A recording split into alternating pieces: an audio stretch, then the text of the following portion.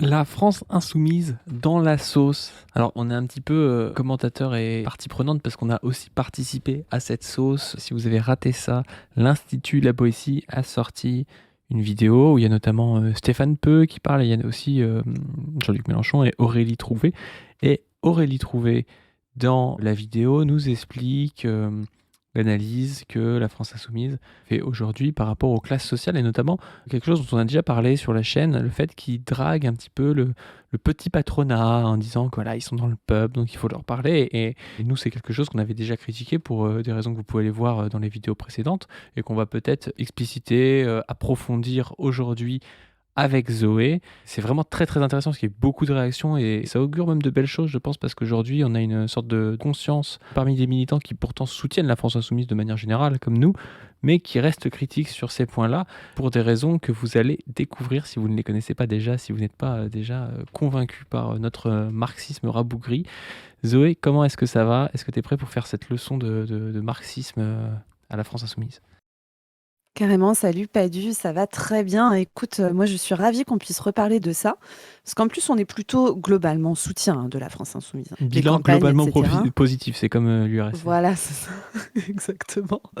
Néanmoins, il y a vraiment des trucs où nous on voit un peu des limites, et particulièrement sur le programme, tu sais, on répète souvent que, notamment vu la configuration qu'il va y avoir à la présidentielle 2027, un programme pas assez à gauche, un programme qui est récupérable par les SOSDEM, par les sociodémocrates, et particulièrement par le Parti socialiste, qui va avoir une grosse dynamique pendant cette campagne, eh ben, c'est un peu dangereux pour pouvoir jouer la radicalité, jouer le trou de souris qu'il y a à se faire à cet endroit-là. Et plus largement, là, c'est peut-être effectivement la limite de nous, notre positionnement marxiste-communiste avec une certaine partie de la France insoumise, parce qu'en plus, c'est pas monolithique. Et tu vois, Aurélie Trouvé représente, on va dire, une aile particulière aussi de la FI. Et donc, ça va être très intéressant, d'autant que, effectivement, je vous invite à aller voir notamment une vidéo que j'avais fait avec Chris il y a 2-3 mois, qui s'appelle LFI drague les petits patrons, ou un truc comme ça, où il La commençait à miniature est bien. expliquer qu'il... Ouais, la miniature est incroyable. Et il commençait à expliquer, tu sais, que voilà, ils avaient travaillé tout un projet sur les petites et moyennes entreprises, parce qu'en fait, c'est pas la même chose que les grosses. Et en vrai, ils ont une strate. Faut pas les prendre pour plus débiles qu'ils ne sont. Ils ont vraiment une strate à l'AFI qui est de se dire, on va fracturer le patronat entre le grand patronat et le petit patronat. Et nous, on va essayer d'aller récupérer les PME. C'était comme ça que c'était présenté.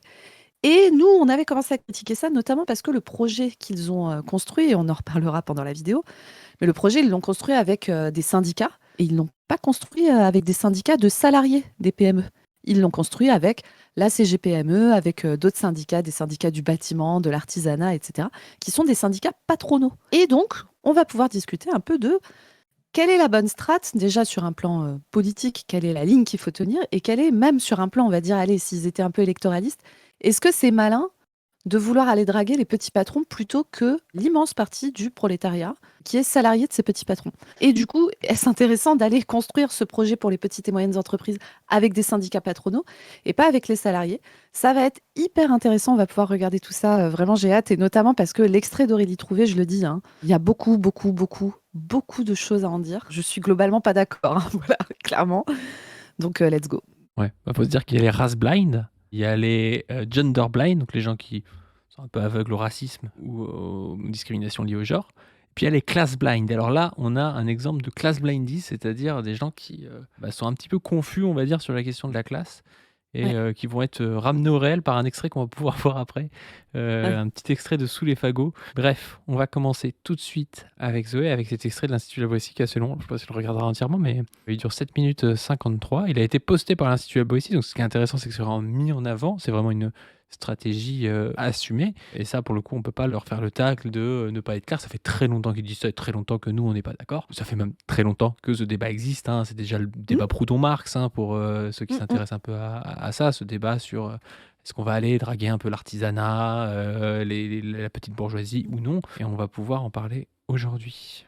Proudhon est-il gender blind à ton avis, mon cher Alors, Proudhon, il est Padu? aussi gender blind, mais oui, il Oui, n'a pas que le je pense problème qu'il n'est pas économique. gender blind, il est pro-domination de genre, c'est encore autre chose. Ouais, Mais c'est oui, ça, oui. ouais. Les classes, pour moi, ne se définissent plus selon... Il y aurait une classe de patrons capitalistes et une classe de salariés exploités. Je pense qu'on ne peut plus résumer comme ça. les classes sociales. Voilà. Et c'est un long débat. Je ne sais pas si vous vous souvenez, il y a quelques années, il y a eu une thèse développée là-dessus par Noiriel qui disait il faut que le conflit capital-travail reste la pierre angulaire de la classe sociale et de la lutte anticapitaliste. Lordon lui répondant mais non, en fait, ça y est, on est au 21e siècle. Bon. Moi, ce qui m'amuse trop dans cette vidéo, c'est qu'elle parle comme Raymond Aron, tu sais, elle parle comme tous les penseurs de droite du XXe siècle. Ah non, mais votre truc de lutte des classes, c'est un vieux truc de vieux schnock, votre vieux barbu là, du 19e siècle. Et maintenant, on est moderne, c'est la mondialisation libérale. Tout le monde va être content. Elle se rend pas compte, mais c'est cet imaginaire-là là, qu'elle renvoie. C'est ah bah non, mais la classe, c'est vieillot, machin. Faut pas tomber là-dedans, parce que la réalité, c'est que là, ça peut lui servir à taper sur les marxistes, mais la réalité, c'est qu'après coup, il va y avoir des Gabriel Attal qui va lui taper dessus, qui vont dire mais l'étatisme, c'est un vieux truc, c'est un truc des années 40, 50. Nous, on est pour la liberté de chacun. Pourquoi est-ce que vous voulez subventionner des choses? Pourquoi est-ce que vous voulez faire de la planification? On peut lui renvoyer exactement les mêmes arguments, donc c'est dangereux. Surtout que du coup, moi, je connais pas ce débat Noiriel-Lordon, pour tout vous dire. Je sais pas ce que c'est le débat.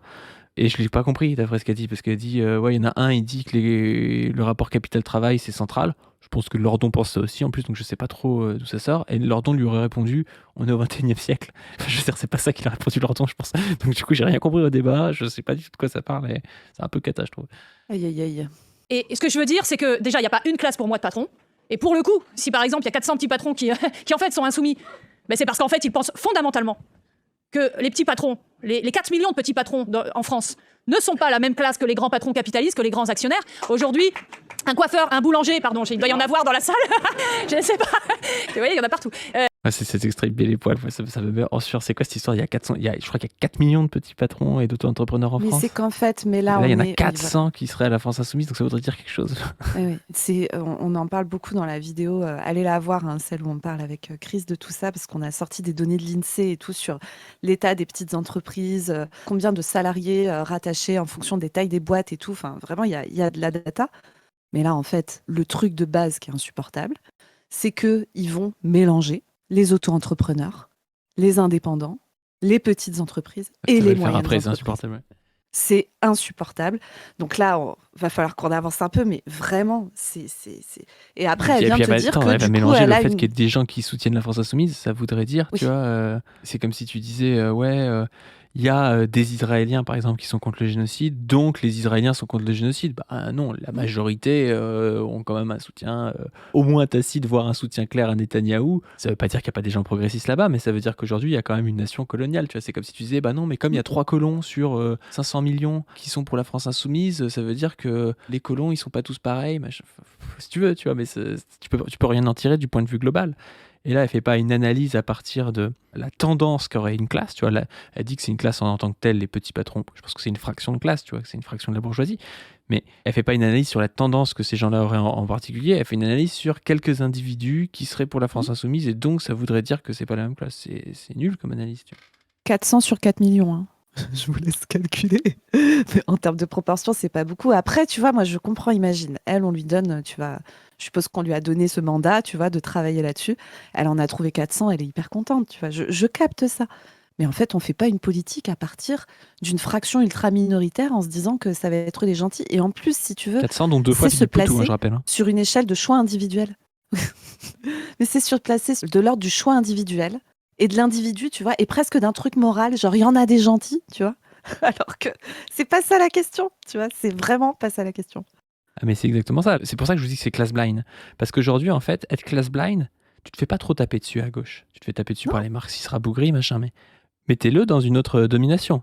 Dites, ah ouais, mais bon, moi j'ai trouvé 2% des hommes, en fait, c'est pas des violeurs. Donc en fait, quand vous dites que tous les hommes sont des violeurs, machin, Holmen, machin, enfin tous les hommes sont potentiellement des violeurs, faut pas dire ça parce qu'en fait, il y en a, c'est pas potentiellement. C'est un peu les mêmes trucs, tu vois. Ou de dire, ah ben non, mais en fait, il y a des policiers gentils. Là, ils sont en train de rentrer là-dedans que pour la classe. Pour le reste, ils se le permettraient jamais. Hein. Jamais ils iraient dire ça sur le reste. Pourquoi ? Parce qu'il y a des militants. Alors, des militantes féministes, des militants antiracistes qui leur ont mis la pression. Et c'est pour ça que nous, on doit leur mettre la pression. Moi, je suis pas en train de dire il y a une préférence pour l'antiracisme ou pour le féminisme. Je pense qu'en fait, il y a plus de pression à la France Insoumise, des militants féministes, des militants antiracistes et des militants antiracistes. Et donc, ils se le permettent plus, tu vois. Et c'est très bien, tu vois. On doit faire pareil sur la classe. Faut qu'ils arrêtent avec leur truc en disant non, mais on a trouvé 3 pélos qui sont boulangers et qui sont gentils. Et en fait, en plus, moi, j'aimerais bien voir comment ça se passe dans leur magasin aussi, parce que c'est pas parce que tu votes Force Insoumise que t'es pas quand même emmerdé quand il y a un arrêt de travail, quand il y a une grossesse. En fait, t'as des dynamiques qui sont des dynamiques matérielles. Ça veut pas dire que les personnes sont gentilles ou méchantes, mais ça veut dire qu'ils sont mis dans des conditions matérielles où l'arrêt de travail de la meuf qui est en dépression parce que je sais pas trop ce qui s'est passé dans sa vie, et ben en fait ça te coûte à toi et donc t'as tendance à un peu vouloir la virer ou un peu vouloir qu'elle prenne un congé sans solde ou je sais pas trop quoi. C'est des dynamiques patronales ça en fait, qui sont liées à leurs conditions matérielles de patron, indépendamment du fait qu'ils soient gentils ou non. Ouais, parce que spoiler alerte, les grands actionnaires aussi peuvent être des personnes gentilles en fait. Enfin, ça n'a rien à voir en fait. Par contre, c'est structurellement des bâtards en fait. C'est leurs conditions matérielles fait que c'est des bâtards. Après, ils peuvent être individuellement gentils ou non, quoi. C'est pas le souci. Et tu pourrais même avoir des grands actionnaires qui seraient à la France Insoumise. Hein. Je veux dire, tu peux en trouver. Par exemple, t'as Mathieu Pigasse, tu vois. Mathieu Pigasse, il finance Radio Nova, machin. Nova, tu vois, il les finance camarades de la dernière. Voilà, il finance un peu des trucs de gauche et tout. Il dirait peut-être, moi je suis insoumis. Elle va nous dire quoi? Ah bah non, mais les actionnaires, en fait, c'est pas tous les mêmes. On peut pas dire que c'est une classe. En fait, c'est plus compliqué que ça parce que Mathieu Pigasse, il est gentil. Enfin, c'est ridicule, tu vois. Non, mais parce qu'un coiffeur, un boulanger ou même un paysan, hein, son but, c'est pas de sortir le maximum de rentabilité à 3, 5, 10 ou 20% pour l'actionnaire. C'est déjà de se sortir un revenu à peu près convenable. Je suis désolé, ça fait déjà une grosse différence. Ça me tue. Mais c'est lui l'actionnaire, donc oui, c'est de sortir de l'argent pour lui. C'est lui l'actionnaire, en fait.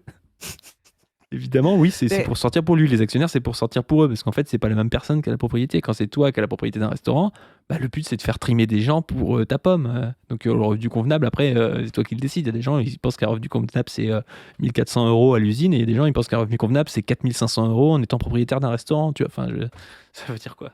Exactement, tu peux dire pareil les médecins. Hein. Les médecins libéraux sont exactement dans ce cas-là.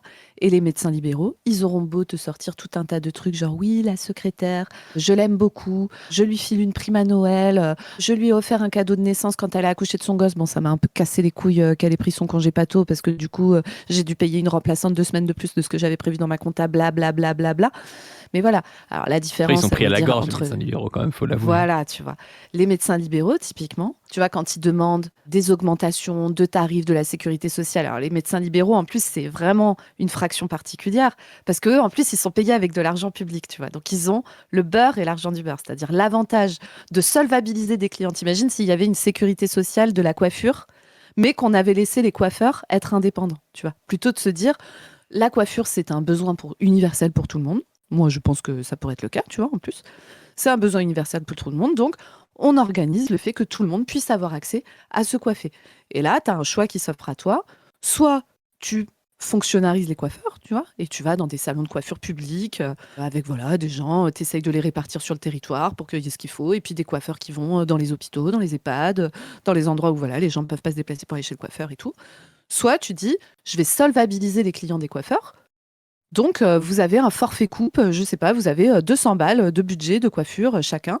Et après, vous payez les coiffeurs avec l'argent public qu'on vous a filé. Le fameux ticket d'rationnement. Exactement. Et donc, la différence avec le soin, c'est que le soin n'est pas rationné, quoique, en vérité, un petit peu si, hein, parce que parfois la Sécu peut se mettre à trouver que tel truc, on va pas le rembourser parce que c'est trop cher et tout ça. Mais la différence, tu vois, si vraiment on devait faire une différence entre différents indépendants, moi, je vois une différence entre un médecin libéral et un coiffeur par ce truc-là. C'est-à-dire que le médecin, il a un espèce de statut qui lui est donné par l'État où c'est le seul à pouvoir exercer la médecine. Coiffeur, tu vois, t'es pas obligé d'avoir un CAP coiffure. Il y a au diplôme, qu'il y a de la reproduction sociale. Enfin, oui. Exactement. Coiffeur, t'es pas obligé d'avoir un CAP coiffure pour t'installer coiffeur. Puis t'es pas obligé de te faire coiffer aussi. Donc en plus de ça, il a aussi ce truc de... ton cancer, t'as quand même envie de le soigner. Au pire, si tu peux pas te faire coiffer, il y a des gens, ils vont jamais chez le coiffeur. Voilà, c'est pas grave. Ça. Tu vois. Bien que la majorité y vont. Mais donc, tu vois, tu as ce truc-là. Et pourtant, les médecins, même en étant, tu vois, la Rolls-Royce de ces modes de pensée-là, ils continuent à trouver qu'ils sont pas payés assez cher, qu'ils payent trop de charges, que machin, que truc. Et la question qu'on ne leur pose jamais, c'est combien un bon revenu? Combien tu veux gagner? Dis un prix. Tu seras jamais payé moins et tu seras jamais payé plus. C'est quoi le prix? Et la vérité, c'est quand tu es dans une mentalité d'indépendant, tu sais que potentiellement, tu peux toujours faire plus. Alors, tu peux aussi faire moins. Et je te jure, tu demandes à quelqu'un qui est en mode c'est ma petite entreprise, etc. Même si c'est de la boulangerie, de la coiffure et tout, tu lui dis un prix. Tu seras jamais payé moins et tu seras jamais payé plus. Ça va être très très très compliqué de leur faire répondre à cette question. Est-ce qu'il y a toujours l'idée de te dire bah, je capitalise sur ma boîte ou sur mon fonds de commerce, je vais pouvoir le revendre après. Donc en fait, ils refusent de calculer en salaire, c'est-à-dire tu as besoin de combien pour vivre chaque mois. Donc la différence, ce dont elle parle là, c'est des gens qui galèrent, tu vois, économiquement. Et ça, c'est vrai, tu vois, qu'il y a des gens qui galèrent économiquement. Tu sais, il y a eu le phénomène de l'augmentation de l'électricité qui a amené plein de boulangeries à être à deux doigts de mettre la clé sous la porte ou à mettre la clé sous la porte carrément, tu vois, ces derniers temps. Donc effectivement, parfois les mecs galèrent. Mais du coup, cet argument de galérer est toujours utilisé pour justifier le fait d'exploiter les salariés très fort, tu vois, parce que c'est ça aussi la réalité, ou de demander des baisses de cotisations, etc. Et ça ne va quasiment jamais sur des solutions collectives. Quand tu restes dans ce mood d'indépendant, tu vas jamais aller sur des solutions collectives, comme par exemple, tu galères à payer ta facture d'électricité camarade. Comment ça se fait que l'électricité n'est pas nationale, mise à disposition, voire même gratuite, hein, comme ça se faisait dans un certain On nombre est de au pays. 21e siècle, c'est pas possible. Oui, voilà, tu vois, c'est ça. Alors que la libéralisation du marché de l'électricité est une catastrophe. Allez voir l'interview de Cédric Liechy, de la CGT Énergie Île-de-France, qu'on a interviewé sur On ne veut plus il n'y a pas longtemps, qui explique très bien comment ça s'est passé. La vérité, c'est que quand tu restes dans ce mood petit patron là, dont tu es en train de parler, Aurélie Trouvé, jamais tu vas sur des solutions collectives qui auront vraiment un effet sur la totalité du collectif, et notamment pour les salariés de ces entreprises qui, vous allez voir, sont absents du discours que vous allez entendre là sur les PME. Absents. En fait, elle rate totalement un concept, nous, qu'on développe souvent, enfin des concepts qu'on développe souvent qui vont ensemble, c'est les concepts de structure mentale et de vision du monde. C'est-à-dire les classes sociales, à un moment donné, elles ont une position matérielle dans la société.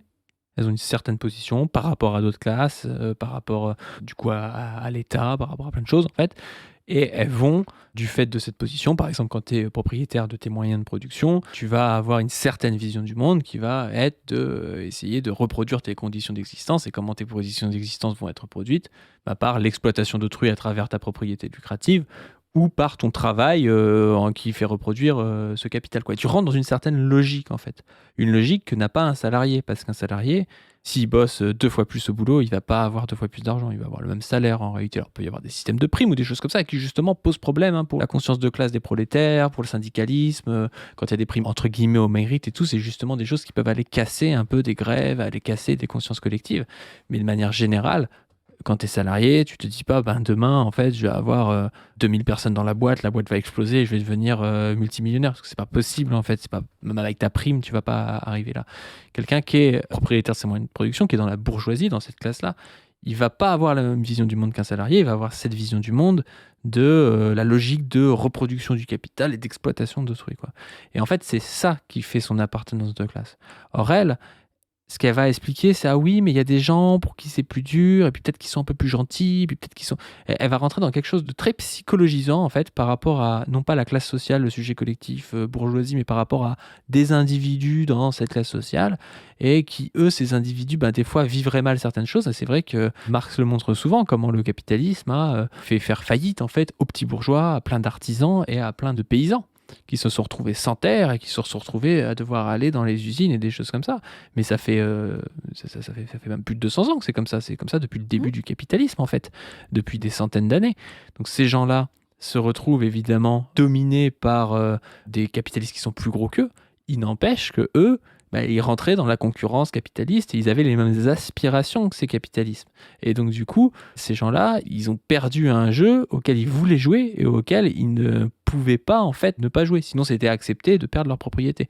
Par exemple, un coiffeur, s'il n'accepte pas de rentrer dans la vision du monde du capitalisme et du reste de la bourgeoisie, c'est-à-dire d'essayer de baisser ses coûts, c'est-à-dire d'essayer d'avoir des coiffures qui sont au moins aussi peu cher que la concurrence, voire d'essayer d'être moins cher pour en vendre plus et des choses comme ça, ou de proposer un service de meilleure qualité pour le même prix, ce qui revient au même, en fait, il va faire faillite.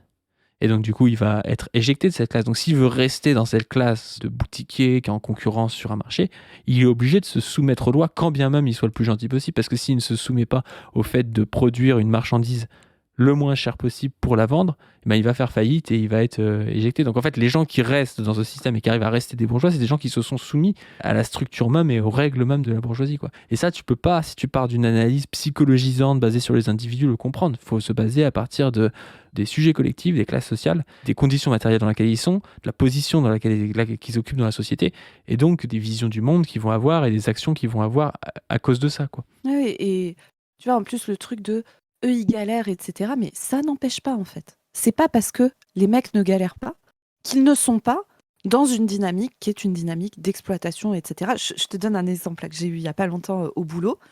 J'ai un jeune gars qui arrive, donc le mec, il est boucher, salarié d'une boucherie, et il arrive, c'est quelques jours avant le week-end de Pâques, et il s'est niqué le genou, mais de fou. Tu vois, c'est-à-dire que il a le genou qui a triplé de volume, le mec pose à peine le pied par terre, etc. Et puis potentiellement les genoux, tu sais, si tu les soignes pas bien, si les ménisques sont niqués ou les ligaments croisés sont niqués, que tu fais pas rapidement le diagnostic, que tu opères pas, que ça traîne pendant des semaines, des mois, voire des années. Alors on n'est pas obligé d'opérer tout de suite, hein, les croisés, etc. Mais il faut pas laisser ça traîner des années parce qu'après ton genou il est abîmé définitivement et tu peux te retrouver à 40-45 ans avec un genou qui est vraiment pas fonctionnel, quoi. Donc le gars arrive. Et boucher, quand même, c'est un boulot où t'es debout tout le temps, machin. Enfin, tu vois, si t'as le genou niqué, tu peux objectivement pas taffer. Donc le mec, je dis, bah voilà, il va falloir passer une IRM, etc. Et là, je vous arrête. Et le mec commence à me dire, oh putain, mon patron, il va péter un câble et tout. Je dis, bah oui. Je dis, non, mais c'est qu'il y a le week-end de Pâques qui arrive et tout ça.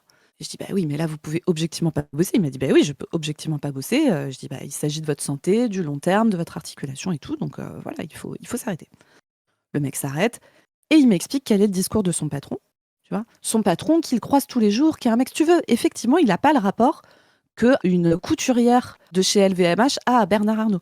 Il le croise tous les jours, il prend le café avec, il fume sa clope avec, il fait sa pause déj avec, etc. Il connaît sa femme et ses gosses parce que les shops est juste à côté de sa maison personnelle au patron et tout. Donc, tu as ce rapport-là.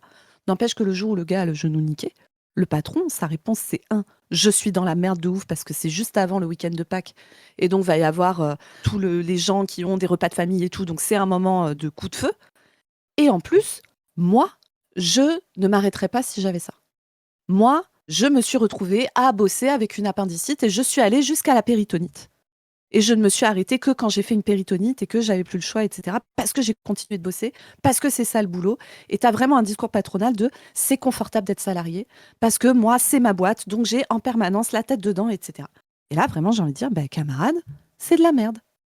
C'est de la merde pour toi, c'est de la merde pour tes salariés, c'est de la merde pour les gens qui t'entourent, parce que je suis désolée, mais tu as des gens autour de toi qui t'aiment, qui dépendent de toi, donc que tu sois prêt à mettre ta vie en jeu, c'est-à-dire à risquer le choc septique et la péritonite, parce que tu ne peux pas t'arrêter, parce que l'organisation de ton travail, ton auto-exploitation ne te permet pas de t'arrêter, eh ben c'est un problème. Et si la réponse c'est pauvre petit patron, vraiment, la condition de petit patron est très difficile, si ce discours-là n'est pas adossé à mais il faudrait une sécurité sociale universelle, il faudrait des arrêts de travail pour tout le monde, et donc ça nécessite, bah effectivement, ça c'est pas compatible avec le fonctionnement du statut indépendant ou petit patron tel qu'il est pensé maintenant. Si tu ne l'adoses pas à ça, le truc vers lequel ça va tendre, mais immédiatement, c'est d'aller vers des trucs de, bah en fait, il faudrait rajouter des jours de carence aux salariés pour qu'ils soient poussés à moins s'arrêter, etc., etc. C'est ça que va être le discours immédiatement, même si le gars c'est un mec sympa et qui prend sa pause clope avec son salarié. À un moment, il préférera que le gars se nique le genou pour pouvoir faire le week-end de Pâques. Après, l'absence de jours de carence au XXIe siècle, encore une fois, ça me paraît un petit peu incompatible. Oui, bien sûr, on est au XXIe siècle. C'est intéressant ce que tu dis parce que c'est vraiment le fait que les bourgeois aussi sont aliénés en fait. Bien sûr. Ils maîtrisent pas en fait le processus dans lequel ils sont pris, qui est un processus de valorisation du capital, que ce soit par leur propre travail. Le mec va aller jusqu'à se tuer la santé pour son capital à lui. C'est-à-dire qu'il est même pas maître de son capital à lui et va aller aussi tuer la santé des autres. Alors que c'est Bernard Arnault, il tue absolument pas sa santé à lui, il tue que la santé des autres. Mais quand tu es un petit patron, tu tues ta santé, voire, moi je suis d'accord, il y a plein de petits patrons peut-être qui font. Je dis peut-être parce que quand même, des fois ils abusent un peu, ils disent on bosse 70 heures, mais qui se tuent la santé aussi, c'est possible, tu vois. Notamment quand ils sont très très peu d'employés, tu vois. Et ça, c'est quelque chose à prendre en compte. Moi, je connais bien, par exemple, le milieu du vin, tu vois. Il y a eu beaucoup de suicides de vignerons ces dernières années parce qu'il y a eu beaucoup de gel avec en fait le dérèglement climatique. Vous avez des vignes qui vont avoir de manière précoce, avoir des bourgeons, commencer à rentrer dans le processus pour créer des fleurs puis du raisin, quoi. Sauf que vous allez avoir du gel qui va venir tout tuer. En fait, vous avez des années où, si vous êtes un petit exploitant qui peut pas se payer une manière de chauffer ses vignes pendant les nuits de gel, comme dans des grandes appellations, des choses comme ça, en fait, vos raisins meurent et en fait, vous avez une année qui est totalement blanche. Sauf que quand le risque est individualisé, et là, c'est tout le problème d'être un indépendant, quand le risque est individualisé, si ça te fait ça 2-3 années de suite, en fait, tu fais faillite, quoi. Donc, tu as un gars qui bosse toute l'année dans un métier qui est quand même physique, où en plus, tu as un rapport presque, je pense, émotionnel, tu vois. Tes vignes, c'est quelque Oui. chose, tu y es tous les jours, tu vois le truc, et en fait, suffit d'un épisode de grêle ou d'un épisode de gel, et tu peux être totalement baisé, et devoir faire une croix sur ta production, voire faire une croix sur ton entreprise si tu peux plus payer, quoi. Et ça, c'est quelque chose qui est réel. Il n'empêche que la solution à ça, c'est de les faire sortir du statut d'indépendant. C'est-à-dire de mutualiser les pertes et les risques. Parce qu'ils ne gèlent pas tout le temps, partout en France de la même manière. Tu vois, si c'était des gens qui étaient dans un système mutualisé et collectif, bah, tu pourras avoir 5% du vignoble par an qui gèle à un endroit et que ces mecs soient quand même payés et quand même accès à tout parce que les autres compensent. Et puis voilà, quoi. Sauf que ça ne se passe pas comme ça et c'est le statut d'entrepreneur indépendant qui fait ça, quoi. Et ça, je trouve que c'est très peu présent dans le discours d'Aurélie Trouvé et que c'est justement le nerf de la guerre. Moi, je suis d'accord qu'il y ait des patrons, des entrepreneurs, encore plus des auto-entrepreneurs. Quand on en parle, le problème des auto-entrepreneurs, on y reviendra, c'est qu'il y en a parmi eux où c'est du salariat caché. Mais quand C'est tu es du un vrai tâcheronnage. auto-entrepreneur, on va dire, où tu fais vraiment une petite entreprise, quoi, où tu es tout seul, mais où c'est vraiment une petite entreprise, bah, tu peux te retrouver dominé par plein de trucs. Le problème, c'est qu'est-ce qu'on leur propose à ces gens-là. Si ce qu'on leur propose, c'est juste de les laisser dans le statut d'entrepreneur, de petite bourgeoisie, en leur disant ah, on va remplir vos carrés de commandes, je suis désolé, moi je suis pas d'accord. Ce qu'il faut, c'est les faire rentrer dans du salariat. Et le problème, c'est que les gens vont nous dire oui, mais en fait, ils sont plus libres dans leur statut d'entrepreneur. Ben ouais, mais le problème, c'est que dans le salariat, Ah. aujourd'hui, les salariés, et notamment les salariés de plus bas échelon, n'ont aucune manière de décider. Nous, ce qu'on veut, c'est que les gens soient salariés, c'est-à-dire aient une paye à la fin du mois, avec une mutualisation collective dans la sécurité sociale, enfin tout ce qui est des acquis du salariat, et qu'en plus de ça, ils reprennent le pouvoir dans l'entreprise, c'est-à-dire qu'ils se sentent libres, autonomes, machin, en tant qu'auto-entrepreneur. C'est pas si vrai que ça, parce qu'il y a une dépendance aux grandes plateformes, il y a une dépendance à une concurrence un peu déloyale ou des choses comme ça. Donc en fait, ils peuvent pas faire ce qu'ils veulent, ils doivent faire des choses qui sont lucratives. Mais le truc, c'est que nous, ce qu'on veut, c'est qu'ils soient autonomes dans l'entreprise avec les intérêts de l'entreprise. Alors, il y a toujours peut-être des choses, il y a des choses qui doivent se penser en collectif. Donc, ça peut être, on peut pas avoir une vision libérale totale de se dire, bah, on va tous se mettre dans le salariat et en fait, on pourra tous faire ce qu'on veut. Non, ce sera une décision collective. Il faudra se soumettre à une décision collective. Mais c'est comme ça que marche la société, en fait. Et si t'es comme la gannerie, tu dis, en fait, moi, je comprends pas, je vais me lever à 17h. Et puis, bah, ouais, mais en fait, si la collectivité a décidé et que t'as fait partie de la décision que c'était bien que tu viennes une fois par semaine le matin parce que les autres aussi ils ont envie de pouvoir venir plus le soir ou un truc comme ça, ben faut le faire parce que sinon on peut pas vivre en société. Mais bref, ça c'est quelque chose, je trouve, qui a un point aveugle de son discours. Deuxièmement, parce qu'il a, lui, globalement au niveau macroéconomique, intérêt à ce qu'il y ait un minimum de pouvoir d'achat en France. Parce que je veux dire, la multinationale n'a rien à faire. La plupart de ses activités, elles se font ailleurs qu'en France. Et troisièmement, parce qu'il est fondamentalement dominé par la multinationale, par la grande entreprise, par de multiples façons. Et par ailleurs, les dominants, aujourd'hui, servent avant tout la grande entreprise. Par les aides publiques, qui sont essentiellement le crédit impôt recherche, dirigé vers les très grandes entreprises. Par l'optimisation fiscale, quand la petite entreprise paye 24% d'impôts effectifs, la grande entreprise en paye 17% par l'évasion fiscale. Donc on a par ailleurs...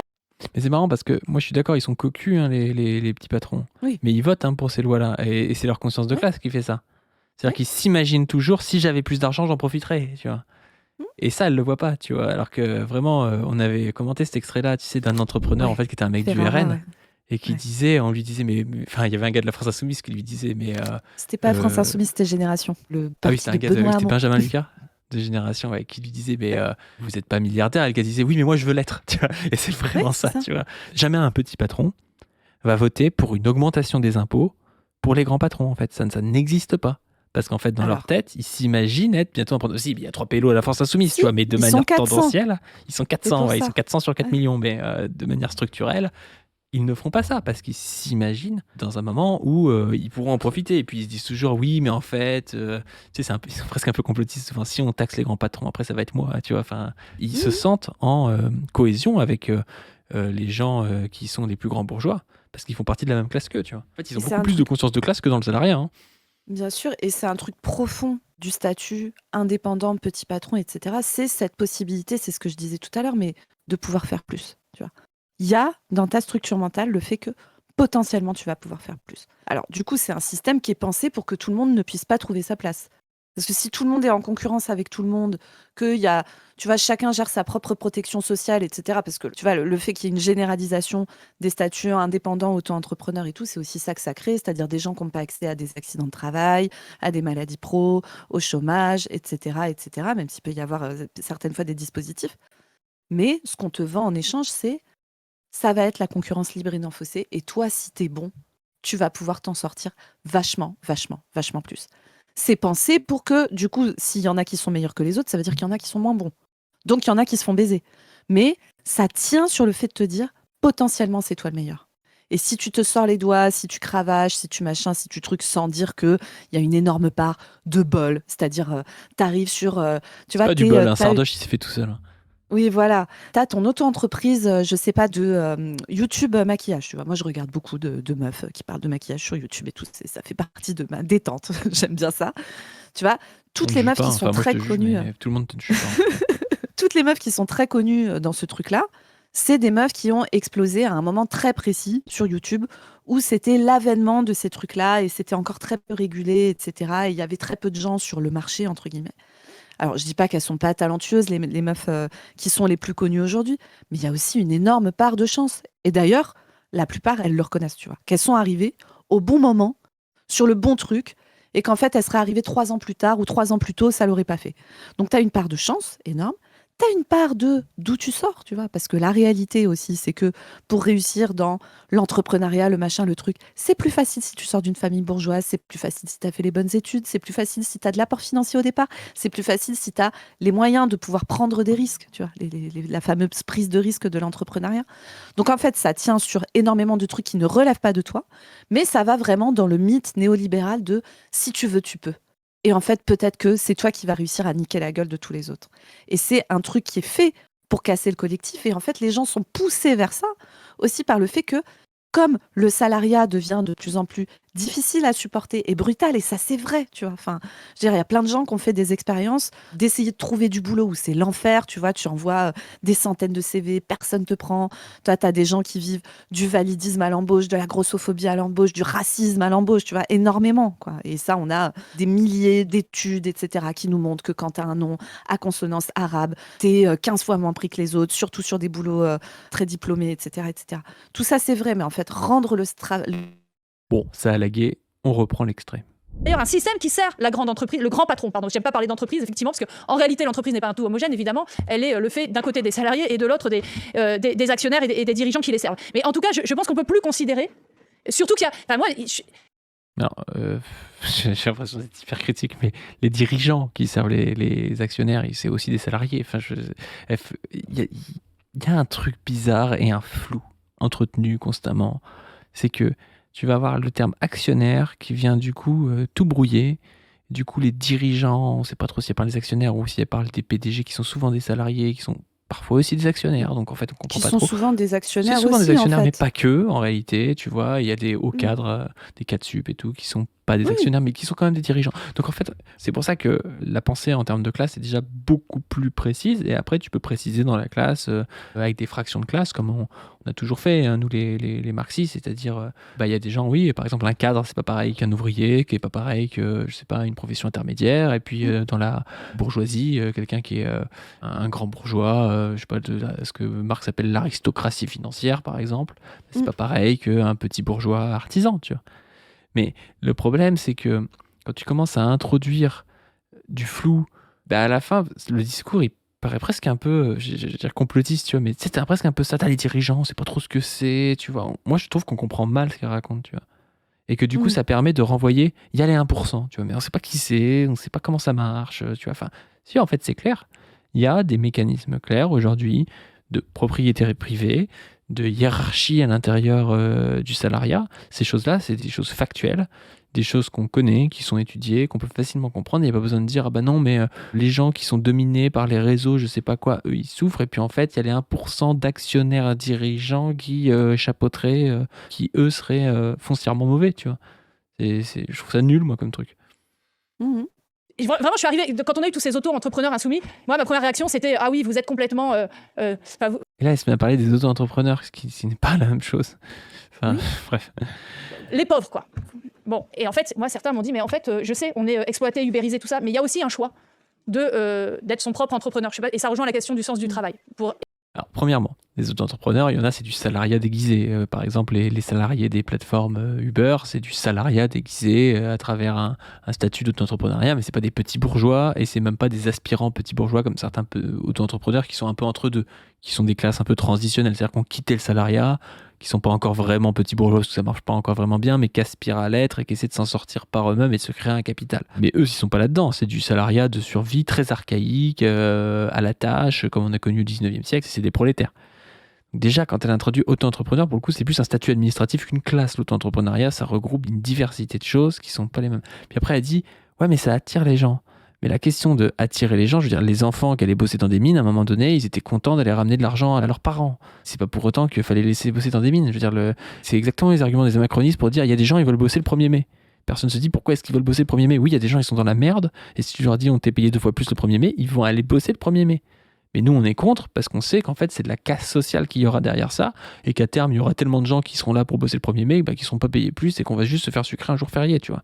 Et c'est pour ça qu'il faut penser en termes structurels et matériels et pas en termes de « ah ben, ils veulent », tu vois, parce que ça, c'est écrit depuis 30 ans. Notamment, par exemple, Jean-Pierre Manger qui parle des intermittents du spectacle et qui montre comment le statut de l'intermittence, en fait, qui est un statut très particulier avec des contrats par projet, des périodes de chômage. Le néolibéralisme, en fait, va essayer de le généraliser à énormément de monde qui vont se retrouver dans l'auto-entrepreneuriat à faire par projet, par-ci, par-là des choses. Donc, du coup, ils ne seront pas sur toute l'année à devoir être payés par une entreprise parce qu'ils sont salariés. Et en plus de ça, par rapport aux intermittents du spectacle, ils ne vont pas avoir le chômage des intermittents du spectacle. Ils vont vraiment se faire baiser sur toute la ligne. Et Jean-Pierre Manger, il montre que les gens... du patronat qui déteste l'intermittence, justement parce qu'il y a justement, ces parce qu'eux, ils ont les droits au chômage. Exactement. Mais justement, lui, il montre qu'il y a ce statut de l'intermittence qui va être un peu généralisé à plein de monde à travers l'auto-entreprise et qu'on va vendre ça comme un travail un peu libre, où vous pouvez faire ce que vous voulez, où vous pouvez être votre propre patron et qu'en fait, les gens vont y adhérer, tu vois. Et ça, c'est connu depuis très longtemps. Je veux dire, encore une fois, c'est des débats qui ont entre 200 ans et 30 ans et qui nous ressortent aujourd'hui comme si c'était l'archétype de la pensée de gauche. Sincèrement, l'Institut La Boétie, là, ils devraient travailler parce qu'en plus, ils ont des penseurs dans la France Insoumise. Je voulais juste mettre ce tweet de Statis Kouvelakis, qui est un insoumis de longue date, qui dit « Je veux être franc, pas d'accord ». C'est un marxiste, Statis. Il dit les petits et les grands patrons appartiennent à 2 fractions d'une même classe, mais pas les auto-entrepreneurs qui sont du salariat dissimulé. Ça dépend lesquels. Il y en a, c'est du salariat dissimulé. Il y en a d'autres, c'est peut-être une transition vers la petite bourgeoisie, je dirais, mais après, c'est un tweet. Souvent, pour survivre, les petits patrons exploitent même davantage leurs salariés que les grands. Moi, je trouve qu'ils devraient s'appuyer aussi sur certaines franges insoumises qui sont marxistes et qui sont plus claires sur ces questions-là. Bien sûr. Et là, tu vois ce que dit Aurélie Trouvé. Sur le truc de, en fait, il y a des gens, ils veulent aller vers ça parce que c'est aussi un désir de liberté, de machin, de trucs. Mais là, c'est central ce que tu es en train de dire, Aurélie Trouvé. Et c'est ouf de pas voir quelle est la réponse de gauche à ça.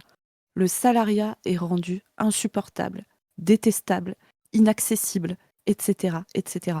À votre avis, pourquoi Emmanuel Macron est ravi que l'auto-entreprise ait fait un bond sur ces 2 quinquennats ? Pourquoi ? Est-ce que d'un coup, Emmanuel Macron est devenu un grand humaniste qui a envie que chacun puisse se réaliser dans son travail et ait accès à la liberté ?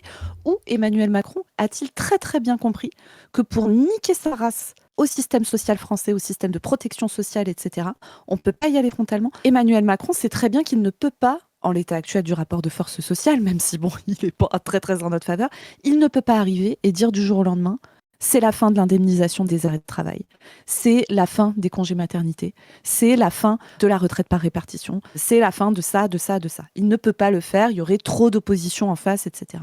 Donc la technique, c'est de rendre le salariat absolument détestable sur plein de points, et ça c'est une réalité, tu vois, en dégradant les conditions de travail, que ce soit dans le public ou dans le privé, en permettant de plus en plus de flexibiliser les salariés, etc.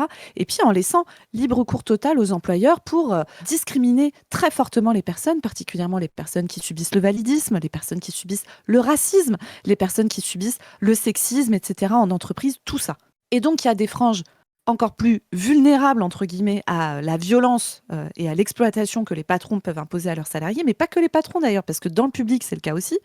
Les gens qui sont les plus vulnérables à ça vont effectivement avoir encore plus tendance à aller vers d'autres solutions, bien que, en fait, ça se généralise énormément. Et dans la capsule sur ce qu'on a appelé les jeunes entrepreneurs et leur business insupportable, qui parle en fait des incubateurs de start-up qu'il y a dans les grandes écoles aujourd'hui, et particulièrement dans les écoles de commerce, qui est sortie il n'y a pas longtemps, ça sort cette stat hallucinante de, dans les jeunes générations, je sais plus, 70% qui veulent monter leur boîte et tout. c'est parce que le salariat est rendu détestable et insupportable que les gens vont vers ces solutions. Et ces solutions, si tout le monde va vers ça, on va clairement vers une casse du système social, du peu qui nous reste, tu vois, et une impossibilité d'organisation collective pour pouvoir lutter, pour pouvoir organiser le rapport de force, etc. Donc c'est le meilleur coup joué par Macron et c'est vraiment lui servir la soupe en pensant bien faire, tu vois, que de faire cette espèce de constat de il y a des gens, ils ont envie. Mais oui, il y a des gens, ils ont envie parce qu'en fait, si on te dit est-ce que tu préfères manger une poire à lavement ou un sandwich au caca, les gens disent bah, je vais prendre la poire à lavement. Et c'est pas une raison pour dire il faut que tout le monde mange des poires à lavement, tu vois, c'est pas comme ça que ça marche. La réalité, c'est que il faut s'organiser politiquement pour que les gens ne soient pas face à ce choix. Et là, dans les propositions qu'on entend, il n'y a pas ça. Il n'y a pas cette pensée de comment on repense un salariat heureux et tout. Et tu vois, Padu, nous, c'est exactement la question qui se pose dans le soin sur le travail en 12 heures. Tu vois, pour ceux qui ne savent pas, il y a un gros débat en ce moment, depuis quelques années, dans les organisations hospitalières sur le travail en 12 heures. Ça concerne surtout les paramédicaux, donc aides-soignantes, infirmières, etc. Au lieu de faire des journées de 8 heures où il y a 3 équipes, donc je vous rappelle que dans un hôpital, il faut qu'il y ait des gens présents 24 heures sur 24 dans les services d'hospitalisation. Au lieu de faire 3 équipes de 8 heures, une équipe de nuit, une équipe de matin, une équipe d'après-midi, on propose une réorganisation du travail où vous bossez en 12 heures, 8 heures, 20 heures, 20 heures, 8 heures. Et au lieu de faire 4 ou 5 jours dans la semaine, vous en faites 3. Il y a, notamment dans les jeunes générations, une tendance à avoir envie d'aller vers le 12 heures, alors que le 12 heures, et ça on a des milliers de stats qui nous le montrent, ça détruit la santé, ça diminue ton espérance de vie de plus de 10 ans sur certaines études et tout, enfin ça a vraiment des conséquences catastrophiques et c'est extrêmement difficile à tenir pour les gens qui ne sont pas en très bonne santé, les gens plus âgés, etc. Et moi, les discussions que j'ai observées, notamment, nous, c'est des discussions qu'on voit dans notre syndicat. On l'a déjà dit plusieurs fois, nous, on est à la CGT. La CGT s'est positionnée, la CGT Santé Sociale s'est positionnée contre le travail en 12 heures. Et ça a été vraiment un truc où, notamment dans les jeunes générations de soignants, ça a été mal compris parce qu'une jeune meuf de 28 ans qui a 2 gamins, qui ont respectivement 6 et 4 ans, qui sont scolarisés et tout, et qui les élève seule parce que elle s'est séparée du mec, le mec les a jamais ou les a qu'un week-end sur 2, etc. Ce qui est la grande majorité des familles séparées. Cette meuf-là, elle est dans une sauce déjà, mais en fait, c'est plus facile pour elle d'organiser cette semaine, vu la manière dont le travail est pensé, vu la manière dont il n'y a pas de service public de l'enfance géré, vu la manière dont fonctionne l'école, vu tout ça. Elle, c'est plus simple pour elle de bosser en 12 heures. Elle fait 8 heures, 20 heures, donc elle sait qu'elle peut déposer les gosses à la garderie le matin, qu'elle peut gérer avec les potes des mômes, machin, pour qu'ils les récupèrent à 18h30 à la sortie de la garderie et qu'elle, elle vient les chercher à 20h30 et qu'il y a 4 jours dans la semaine où elle bosse pas. Et elle se crève le cul, vous imaginez le rythme de vie qu'a cette meuf, c'est un enfer, tu vois. Mais c'est plus facile que 4 ou 5 fois dans la semaine où tu es parfois du matin. Mais parfois du matin, ça veut dire que tu commences à 5h30, 6h du matin. Donc comment tu fais pour foutre tes mômes à la garderie avant? C'est la merde, tu vois. Et quand tu finis du soir, tu finis à 21h, 21h30, parfois 22. Même plus, Donc peut-être c'est des heures pareil sup là. souvent. Ouais. Donc en fait, tu te tapes des horaires où ça devient hyper compliqué de gérer la garde des mômes. Et en plus, ça change. Tu es parfois du matin, parfois de l'après-midi et tout. Donc en fait, ta vie consiste, c'est-à-dire que en 12 heures, ta vie est un enfer, tu vas vivre moins longtemps, etc., etc. Mais ça reste moins l'enfer que le truc qu'on te propose au départ, quand encore une fois, il n'y a pas d'organisation collective pour s'occuper des enfants. Il y a en plus des conditions de travail de merde. Tu peux te retrouver rappelé, et ça c'est le cas que ça soit en 12 ou en 8 heures, parce qu'on parle de meufs qui sont rappelées sur leur jour de repos, rappelées sur leur week-end, etc., dès qu'il y a un arrêt. La vraie solution à proposer à ça, ça serait une vraie solution collective de dire, en fait, il faudrait qu'on soit 2 fois plus nombreux pour faire le taf. Il faudrait qu'on ait un vrai service public de l'enfance qui puisse gérer notamment les gardes d'enfants, etc. pour les personnes où c'est absolument nécessaire qu'elles aient des horaires décalés, parce qu'il y a plein de tafs où on pourrait imaginer que les gens bossent pas de nuit, bossent pas sur des horaires à la con, etc. Moi, je sais que j'avais bossé notamment dans un magasin de fringues où on était ouvert jusqu'à 23h. Bon, tu vas peut-être qu'on peut organiser une société où tu vas pas forcément acheter tes fringues sur les Champs-Élysées à 23h. Moi, tu vois, c'était le taf que je faisais 15h, 23h. Bon, j'avais 19 ans, c'était gérable pour moi, j'avais pas de môme et tout, j'étais en forme, mais voilà. Le problème de ce truc en 12 heures, et on comprend les meufs pourquoi elles sont pour ça, c'est qu'en face, je vous jure qu'il y a quasiment aucun salarié de plus de 50 ans qui a envie de bosser en 12 heures parce que c'est épuisant. Mais quand je vous dis épuisant, c'est vraiment épuisant. Et encore une fois, on a des stats là-dessus. Donc vous voyez comment on se retrouve dans ces trucs de merde.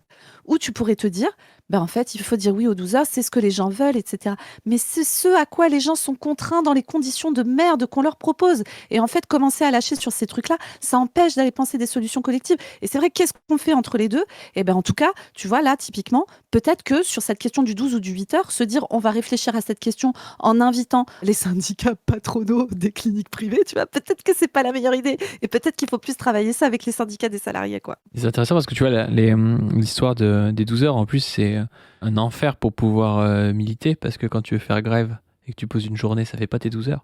Donc en fait, c'est des gens qui font jamais grève. Enfin, moi, c'est les retours que j'ai en tout cas des camarades de la CGT. Les services qui sont Bien à sûr. 12 heures font beaucoup moins grève parce qu'il faut poser Bien un sûr. jour et demi pour faire grève. Donc c'est un traquenard de fou. Et en plus de ça, c'est un mode où les gens qui ont choisi ça, oui, sont dans des perspectives de se débarrasser du travail.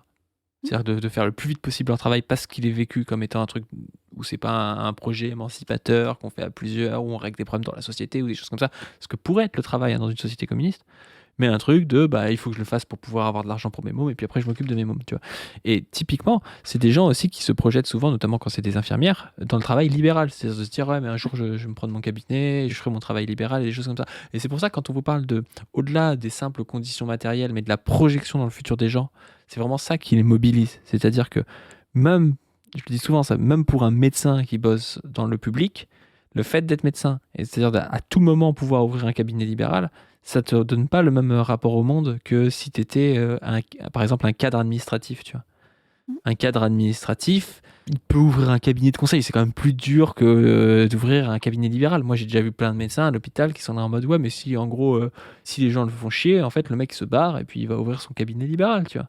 Et donc, du coup, à tout moment, en fait, tu as des structures mentales de travailleur libéral, même si t'es pas un petit patron, mais tu es un petit patron à puissance, un peu, si tu veux. Et il y a aujourd'hui, chez les infirmiers et les infirmières, quelque chose de ce type aussi, tu vois.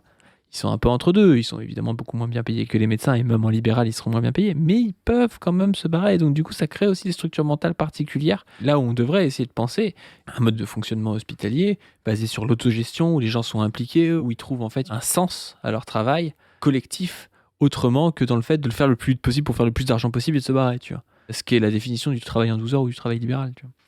Totalement. Et juste pour finir, les infirmières et infirmiers, je dis toujours infirmières, excusez-moi, c'est qu'il y a quand même une majorité de femmes, même si c'est un métier qui tend à aller plus vers la parité qu'avant, ce qui est une très bonne chose. Tous les métiers de soins, à mes yeux, devraient être à parité pour tout un tas d'avantages de gestion d'équipe, d'accès aux patients, à un soignant qui est un homme ou une femme en fonction de ce que tu préfères et tout. Mais vraiment, on observe actuellement une véritable désertion de l'hôpital public, notamment des aides-soignantes et des infirmières. Il y a aussi cette possibilité de se projeter dans autre chose, dans un travail libéral et tout, mais cette projection est largement renforcée par le fait de rendre le travail à l'hôpital public Bien sûr, ouais. insupportable. Et le nœud est là. Le nœud est là. Ouais, Vous c'est ne pareil pour pourrez tous pas. les autres entrepreneurs, tous les petits bourgeois, hein. Exactement. Exactement.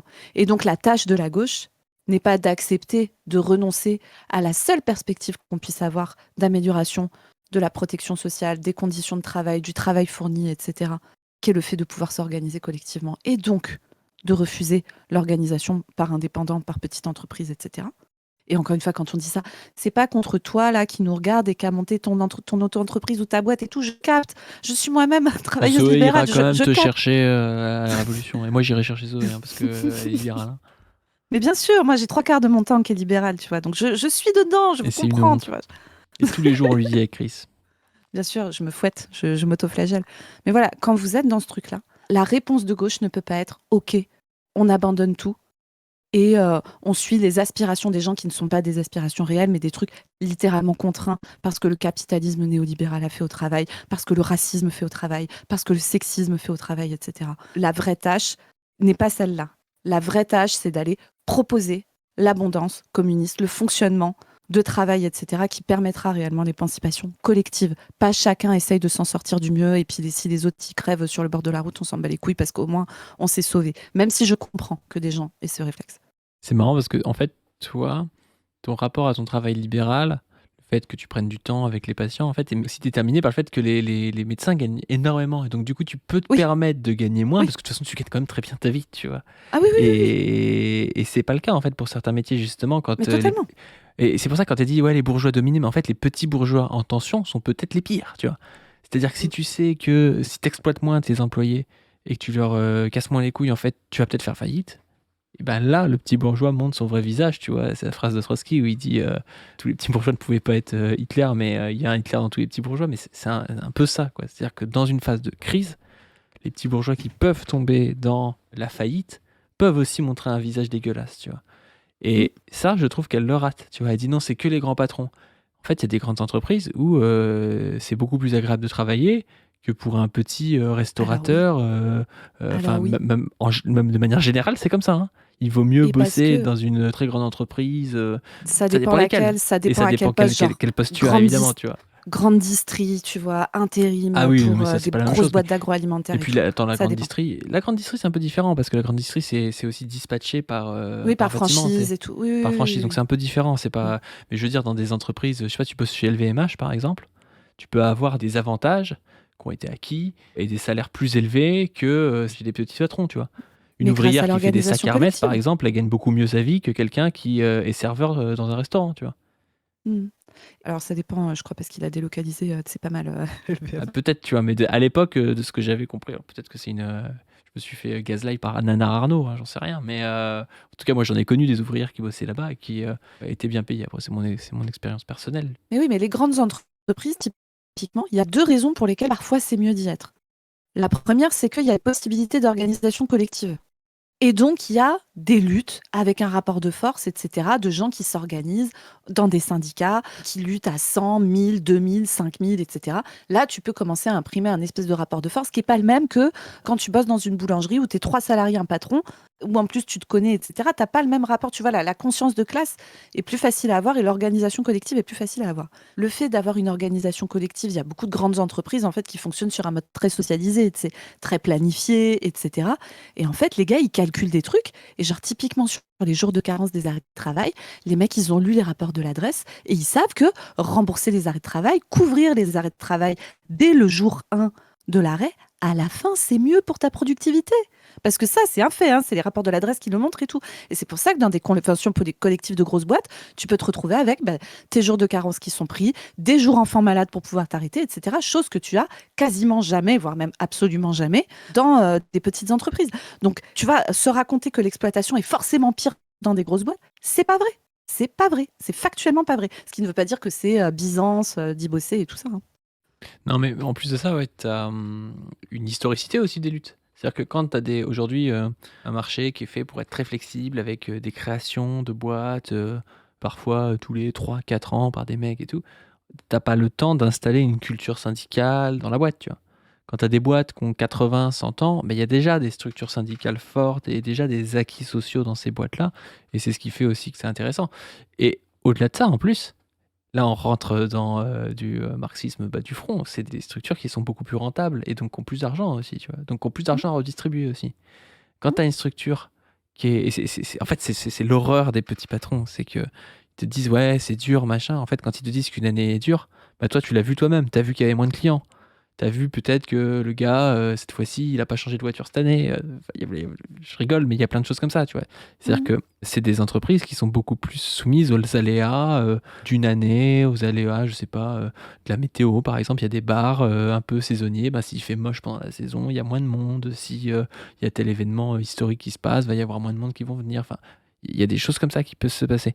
Quand tu es Airbus, Hermès, je sais pas quelle boîte, tu vois, qui est énorme, en général, tout est pensé et tout est planifié sur 5 ans, 10 ans, 15 ans, 20 ans, et la rentabilité, elle est toujours là. Et donc, il y a quand même de l'argent à redistribuer aux gens, et en plus de ça, les salariés le savent. Alors que vraiment, quand tu as un petit patron et que le mec, il y a des petits patrons qui sont vraiment un peu ric-rac. Alors, ric-rac à leur niveau, ils se tirent quand même un gros salaire, souvent, enfin, en tout cas, supérieur à leurs employés. Ou pas que. Mais tu le vois, Ou tu pas vois. que, tu sais, en fait, ils capitalisent aussi. En fait, Ouais, ils ils peuvent ne capitalisent et pas se tout. verser un gros salaire, mais passer tout leur essence sur la boîte. Tu Bien vas sûr. passer ton leasing de bagnole sur la boîte. En fait, tu as quand même ton fonds de commerce que tu vas pouvoir revendre et tout. Donc, en plus, tu sais, c'est les indépendants, les petits patrons et tout, tu peux pas calculer leur truc en combien de revenus tu te verses sur ton compte en banque chaque mois. C'est plus. Mais donc le C'est gars c'est va plus te dire, vicieux que bah, ça. tu vois bien qu'il y a moins de travail cette année, il y a moins de clients, Oui. et là, ça va être dur aussi de se battre parce que tu es beaucoup plus sensible à ces arguments, quoi. Échapper à la hiérarchie brutale de la grande entreprise. Je ne suis pas en train de vous dire que le statut d'auto-entrepreneur, c'est cool. Hein. C'est dégueulasse, c'est ubérisé, tout ça. Ce que je veux dire, c'est qu'aujourd'hui, il faut faire aussi avec des millions de gens qui en fait, ont leur petite entreprise, sont soit seuls, ce qui est la plupart du cas, ils sont seuls et sont leurs propres entrepreneurs, soit, enfin, indépendants, disons, soit ont 2, 3, 4, parfois 10, 20, 50 salariés, mais qui refusent. La confusion délirante, genre en mode un entrepreneur et quelqu'un qui a 50 salariés, c'est la même classe. C'est une dinguerie. Il y a beaucoup plus de rapport entre un mec qui a 50 salariés et Bernard Arnault Mais de qu'entre fou. un type qui est chauffeur livreur Uber et un mec qui a 50 salariés. C'est quoi ces conneries, tu Même vois? un mec qui en a 6. Hein. Oui, c'est n'importe quoi. 50 salariés, ça commence vraiment Mais à 50 devenir salariés. une boîte. mais Hein. c'est- C'est un gros Oui, puis truc, tu alors vois. vraiment, le revenu moyen des mecs qui ont une boîte de 50 salariés, hein, pitié. Il tire la langue, t'inquiète. Ouais. Toi qui tentes de refuser une domination capitalistique. Bref, donc moi, Mais ils refusent pas, les mecs qui ont 50 salariés refusent pas une domination capitalistique. C'est quoi ces conneries, putain? c'est des alliés et même, je dirais, tu peux pas les mettre. Des alliés.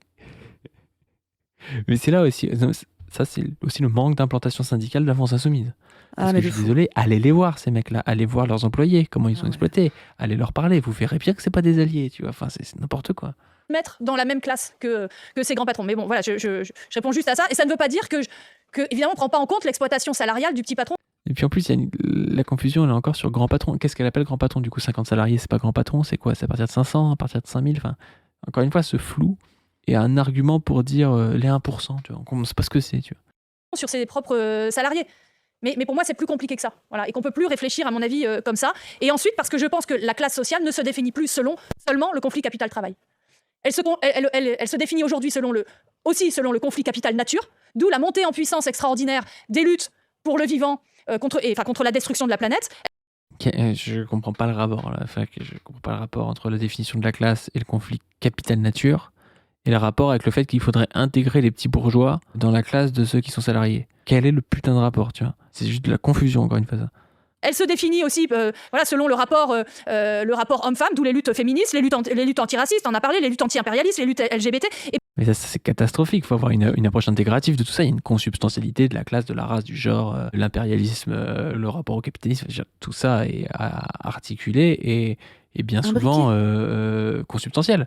Mais tu peux pas dire, comme il y a du racisme et des luttes antiracistes, du coup, on peut intégrer les petits patrons qui ont 50 employés aux salariés. Je veux dire, ça n'a aucun sens. Ce qu'elle raconte n'a aucun putain de sens. C'est du confusionnisme. Et pour moi, il n'y a pas l'une qui dominerait les autres. Je ne sais pas si c'est clair. Non, mais là, elle est enroulée.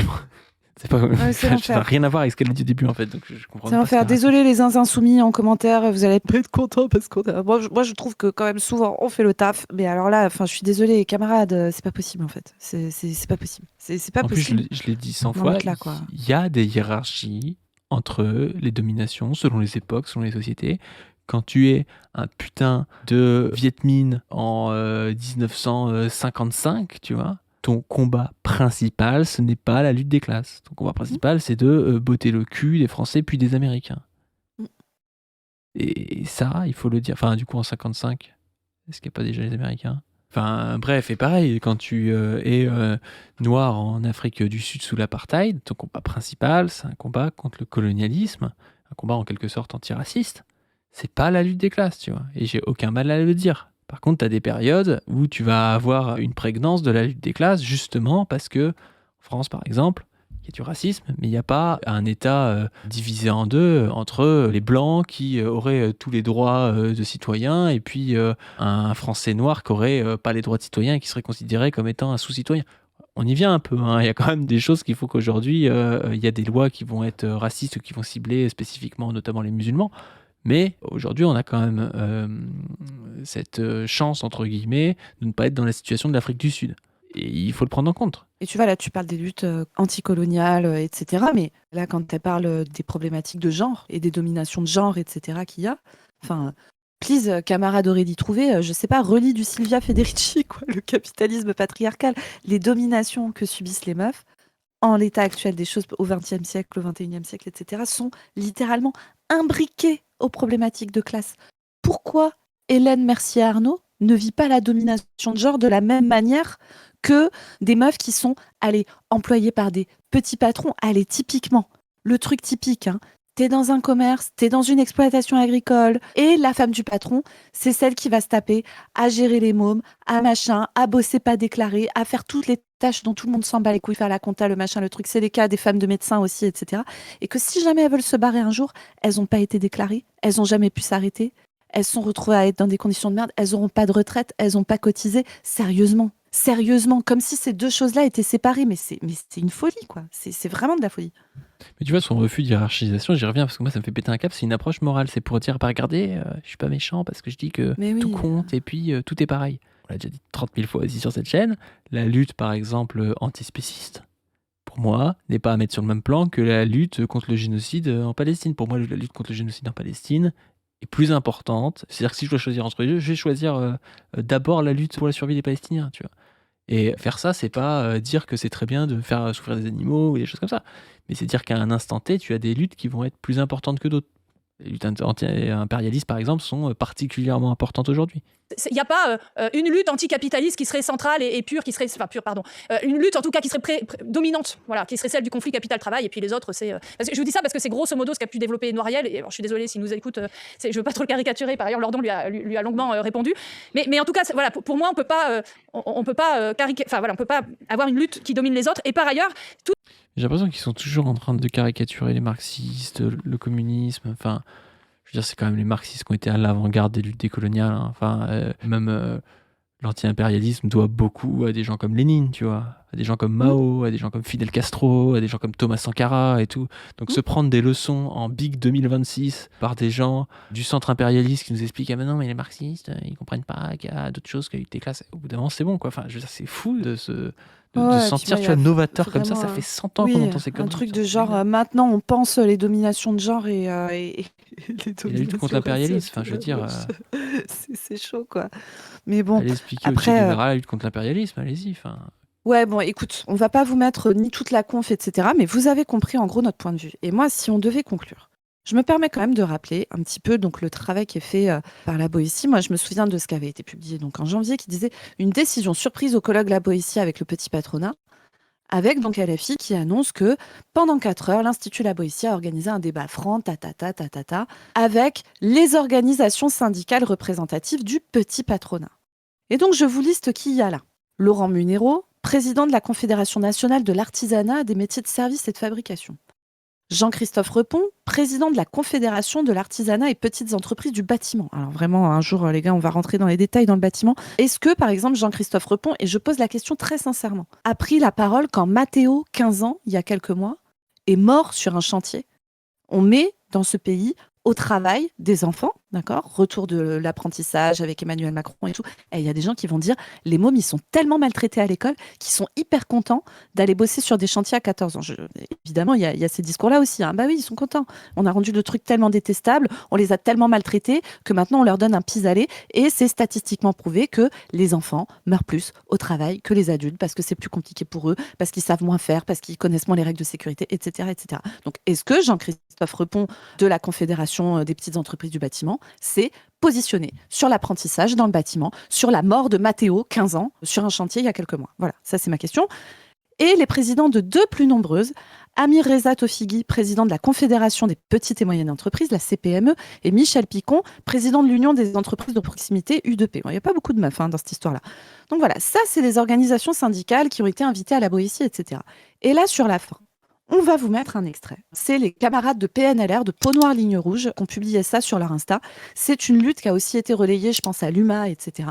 C'est une lutte de femmes qui ne sont pas toujours dans des situations administratives qui leur permettent très très bien de se défendre. Ce sont des femmes noires, d'accord, qui ont été employées dans un salon de coiffure où le mec les a exploitées, mais à un niveau au point de leur faire des fausses fiches de paye, de se barrer avec les caisses sans les payer à la fin, etc.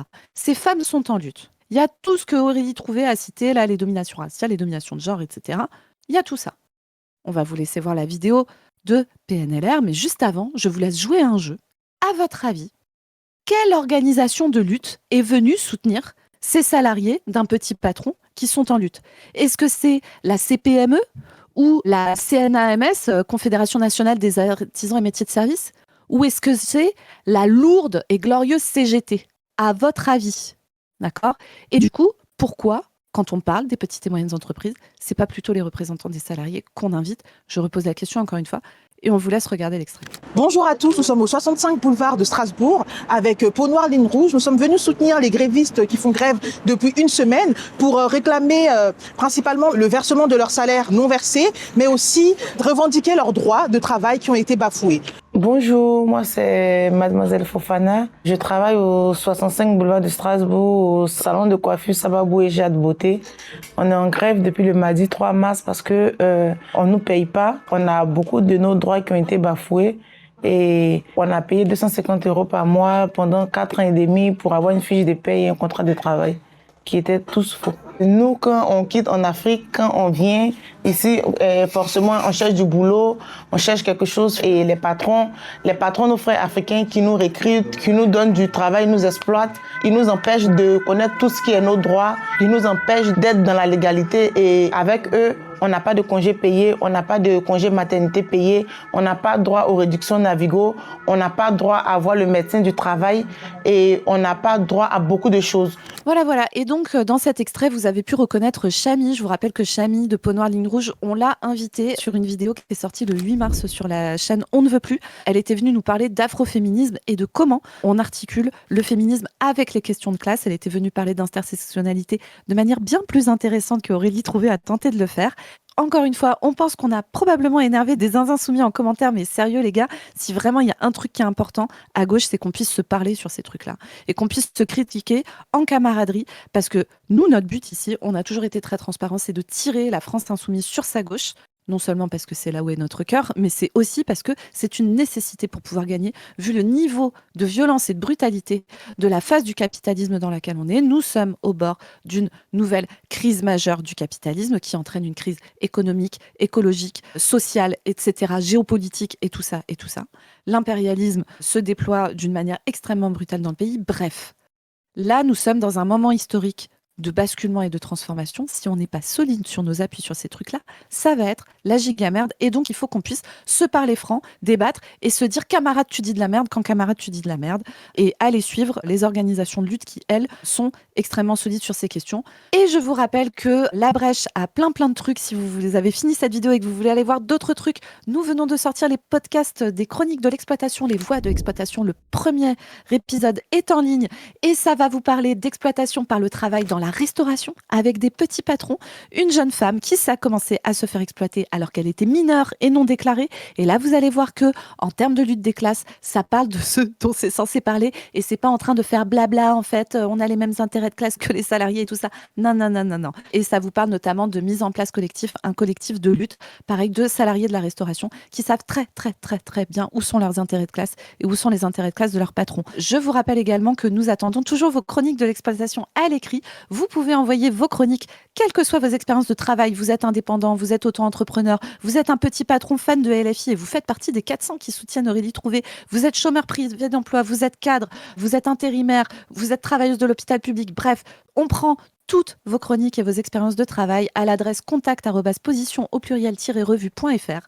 Vous pouvez bien sûr aller voir toutes les chaînes de l'ASSO, la chaîne On ne veut plus, où il y a la CGT qui est invitée très fréquemment.